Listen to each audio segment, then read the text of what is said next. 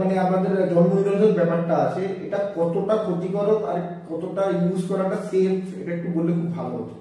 আচ্ছা, প্রথমত বলি, যদি সদ্য বিবাহিতা কাপল, আমি একদম পরিষ্কারভাবে বলতে চাই, সদ্য বিবাহিত কাপল হন আপনারা, যাদের বাচ্চা এখনো নেওয়ার বাকি আছে বা বাচ্চা এখনো নেননি, আপনারা চাইল্ড করতে দেরি আছে, তাহলে কিন্তু চেষ্টা করবেন কন্ট্রাসেপটিভ পিলটা ফিমেল পার্টনার, আপনাদের যে ওয়াইফ তাদেরকে নাই খাওয়ানো।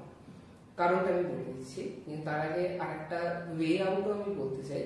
কন্ডম নামটা শুনলে হয়তো সবাই একটু হাসেন, নাক শীত করে, এক্স্যাক্টলি, কিন্তু the best, cheapest and very simple form of গর্ভনিরোধক হলো গর্ভনিরোধক, ওটা ওষুধ বলবো না, আমি ওষুধ বলবো না, রাদার বলা যেতে পারে সেফ প্রোটেকশন। তো ওটা ফলো করাটা মাচ বেটার, ওটাতে কোনো ড্রাগ থাকে না, কোনো ওষুধ থাকে না, ইউজ।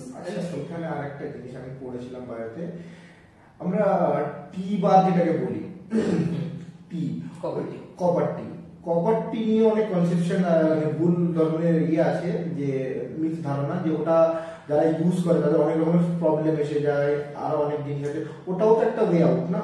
হ্যাঁ, কপার টি, অ্যাকচুয়ালি কপার টিটা আমি মানে এইরকম কাপলদের বারণ করবো, কপার টি আমি বলবো যে condom is the best possible way. আর যদি আপনাদের মনে হয় যে বাচ্চা আর আপনারা নেবেন না, তখন যেতে পারেন কন্ট্রাসেপটিভস এর দিকে। সেটা একটা সিঙ্গেল ট্যাবলেট যেটা কন্ট্রাসেপটিভ পাওয়া যায়,